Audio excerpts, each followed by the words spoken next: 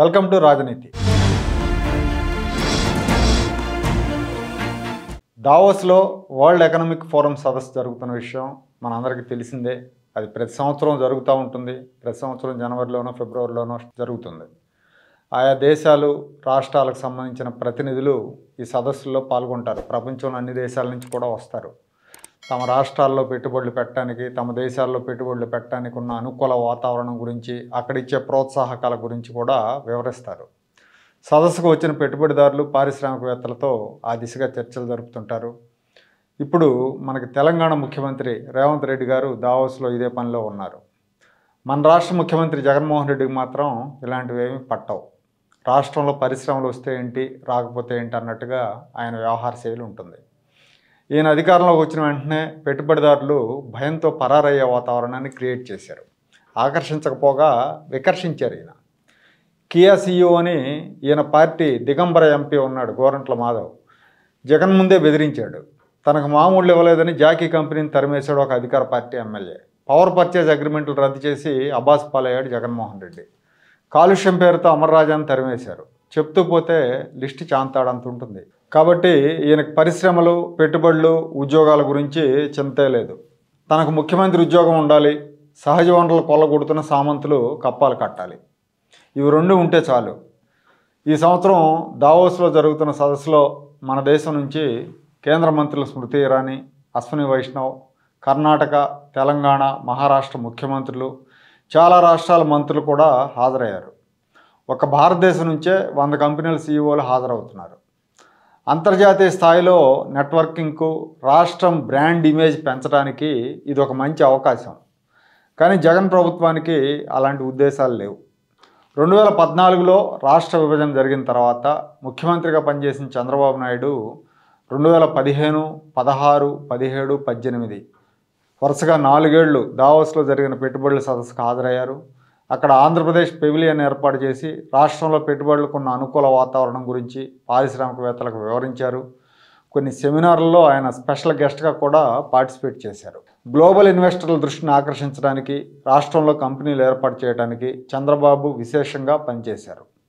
ఆయన కృషి వల్లే నెస్లే, మెకంజీ, ఫిలిప్స్, ఫాక్స్కాన్ వంటి కంపెనీలు, విండ్ పవర్, సోలార్ పవర్ రంగాల్లో అంతర్జాతీయ కంపెనీల పెట్టుబడులు వచ్చాయి. 2015 నుంచి 18 వరకు వరుసగా 4 ఏళ్లు ఆయన ఎకనామిక్ ఫోరం సదస్సుకు హాజరయ్యారు. 2019లో రాష్ట్ర ప్రతినిధి బృందానికి లోకేష్ నాయకత్వం వహించారు. అప్పుడు లోకేష్ నాయకత్వంలో వెళ్ళారు. చంద్రబాబు నాయుడు 5 ఏళ్ల పాలనలో దావోస్లో కుదిరిన ఒప్పందాల్లో 65,000 కోట్ల విదేశీ పెట్టుబడులు గ్రౌండింగ్ అయ్యాయి. ఆ కాలంలో దేశంలోకి వచ్చిన పెట్టుబడుల్లో ఇది 14.7%. జగన్ సీఎం అయ్యాక 2020లో ఆయన వెళ్ళలేదు. 2021లో కరోనా కారణంగా సదస్సు కూడా జరగలేదు. 2022 జనవరిలో జగన్ మొట్టమొదటిసారి ఆ సమావేశానికి హాజరయ్యారు. జగన్ ప్రభుత్వ ఖర్చులతో ఒక ప్రత్యేక విమానం వేసుకొని కుటుంబ సమేతంగా, భార్యా సమేతంగా బయలుదేరారు. కానీ ఆయన జ్యూరిచ్లో ఆగకుండా నేరుగా లండన్కి వెళ్ళిపోయారు. లండన్కి వెళ్ళి అక్కడ కుమార్తెలను చూసుకొని తన ధర్మపత్ని భారతిని అక్కడ దించి తిరిగి ఆ విమానంలో వెనక్కి వచ్చారు. జ్యూరిచ్కి వచ్చి దావోస్లో పార్టిసిపేట్ చేశారు. అక్కడ ఆయన ప్రశ్నల సమాధానాల సెషన్లో ఎలా మాట్లాడారో చాలామంది చూశారు. డయాస్ మీద ఆయనకు ప్రశ్నలు వేస్తే వాటికి సమాధానం చెప్పకుండా నవ్వుకుంటూ లెంగ్దీ క్వశ్చన్ అంటూ దాటేయటం చూసాం మనం అందరం. దేశీ కంపెనీలైన అదానీ, అరబిందో, గ్రీన్కో వంటి వాటితో గ్రీన్ ఎనర్జీ రంగంలో ఒప్పందాలు కుదుర్చుకున్నారు. ఇవి కూడా అంతకుముందు దేశంలో కుదుర్చుకున్న ఒప్పందాలే. వీటిని అక్కడ కుదిరినట్టు ప్రకటించారు. ఇందులో గ్రీన్కో అప్పటికే మొదలైంది కూడా, కార్యకలాపాలు మొదలుపెట్టింది. ఆ కంపెనీతో ఒప్పందం కుదిరినట్టు చూపించారు. మిగతా కంపెనీలు 2 ఏళ్ళైనా ఇంతవరకు పెట్టుబడులు పెట్టలేదు. అరబిందో అయితే విజయసాయిరెడ్డి అల్లుడుదన్న విషయం మనకందరికీ తెలిసిందే. కాబట్టి అది కూడా సొంత కంపెనీ కింద లెక్క అనుకోవాలి. 2023లో జరిగిన సదస్సుకు కూడా ఈ ముఖ్యమంత్రి వెళ్ళలేదు. రాష్ట్రం నుంచి ప్రతినిధి బృందాన్ని ఎందుకు పంపలేదని అడిగితే పరిశ్రమల మంత్రి గుడివాడ అమర్నాథ్ గారు విచిత్రమైన సమాధానం చెప్పారు. అప్పట్లో జనవరిలో దావోస్లో మైనస్లో ఉష్ణోగ్రతలు ఉంటాయి, చలి వణికిస్తుంది, స్నానం కూడా చేయలేము, ఇట్లాంటి సమస్యలన్నీ పెట్టుకొని ఎట్లా వెళ్తామని ఆయన ఎదురు ప్రశ్న వేశారు. వాస్తవానికి స్విట్జర్లాండ్లో అది మంచు కురిసే కాలం అయినప్పటికీ అక్కడ అన్ని రకాల వసతులు ఉంటాయి. రూముల్లో హీటర్లు ఉంటాయి, బాత్రూంలో వేడి నీళ్ళు ఉంటాయి, సెమినార్లు జరిగే ఆడిటోరియాలు కూడా హీటర్లు ఉంటాయి. కాబట్టి ఇబ్బంది ఏమి ఉండదు. కానీ మన మంత్రి గారు బుకాయించారు. ఇప్పుడు 2024లో జరుగుతున్న సదస్సుకు కూడా ముఖ్యమంత్రి కానీ ఆయన మంత్రులు కానీ హాజరు కాలేదు. రాష్ట్రం నుంచి అసలు ప్రతినిధి బృందమే వెళ్ళలేదు. పొరుగు రాష్ట్రం తెలంగాణలో నెల రోజుల క్రితం బాధ్యతలు చేపట్టిన కొత్త ముఖ్యమంత్రి రేవంత్ రెడ్డి దావోస్కు తన ప్రతినిధి బృందంతో వెళ్ళారు. జగన్మోహన్ రెడ్డి మాత్రం పొదిగిన కోళ్ళ తాడేపల్లి ప్యాలెస్ దాటి బయటికి రాడు.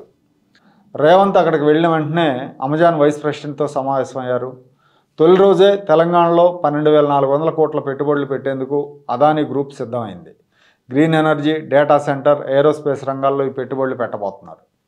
అంబుజా సిమెంట్స్ కూడా 1,400 కోట్లతో తెలంగాణలో నూతన ప్లాంట్ ఏర్పాటు చేయబోతోంది. రాబోయే 2-3 రోజుల్లో దావోస్ వేదికగా తెలంగాణ రాష్ట్రం మరిన్ని ఒప్పందాలు చేసుకోబోతున్నట్టు వార్తలు వస్తున్నాయి. ఒక రకంగా చెప్పాలంటే అంతర్జాతీయ వేదికల మీద ఆంధ్రప్రదేశ్కున్న గుడ్విల్ను పోగొట్టాడు జగన్మోహన్ రెడ్డి. తెలంగాణకు ఇప్పటికే అంతర్జాతీయ వేదికల మీద ఒక మంచి పేరు, ఒక మంచి వాతావరణం ఉంది, పెట్టుబడులకనే ఇది ఒకటి ఉంది. దానికి తగ్గట్టే రేవంత్ రెడ్డి కూడా ప్రయత్నాలు చేస్తూ ఉన్నారు. మరోవైపు ఆంధ్రప్రదేశ్ విషయం తీసుకుంటే అంతర్జాతీయ వేదికల మీద ఆంధ్రప్రదేశ్కున్న గుడ్విల్ను పోగొట్టారు జగన్మోహన్ రెడ్డి గారు. అంతర్జాతీయ సౌర విద్యుత్ కంపెనీలతో కుదుర్చుకున్న ఒప్పందాలను ఆయన అధికారంలోకి వచ్చిన కొత్తలో ఏకపక్షంగా రద్దు చేశారు. దీని మూలంగా అంతర్జాతీయంగా దేశానికి చెడ్డ పేరు వచ్చింది. 2020లో దావోస్లో జరిగిన సదస్సులో భారత బృందానికి నాయకత్వం వహించిన కేంద్ర మంత్రి పీయూష్ గోయల్ని జర్మనీ, జపాన్ దేశాలకు చెందిన ప్రతినిధులు ఇదే ఆంధ్రప్రదేశ్ విషయం మీద నిలదీశారు. దీని మీద సౌర విద్యుత్ కంపెనీల వ్యవహారంలో రాష్ట్ర ప్రభుత్వం చేసిన నిర్వాహకం మూలంగా దేశం పరువు పోయిందని పీయూష్ గోయల్ కూడా వ్యాఖ్యానించారు. భారతదేశ ప్రతిష్టకు భంగం కలిగించే విధంగా ఆ రాష్ట్రం వ్యవహరించిందని ఆయన అన్నారు. సో ఇప్పుడు రాష్ట్రం అన్ని విధాలుగా అధోగతి పాలైనట్టే పెట్టుబడిదారుల్లో కూడా చెడ్డ పేరు తెచ్చుకుంది. దానికి కారకుడు ముఖ్యమంత్రి కావటం ఏపీ చేసుకున్న దురదృష్టం.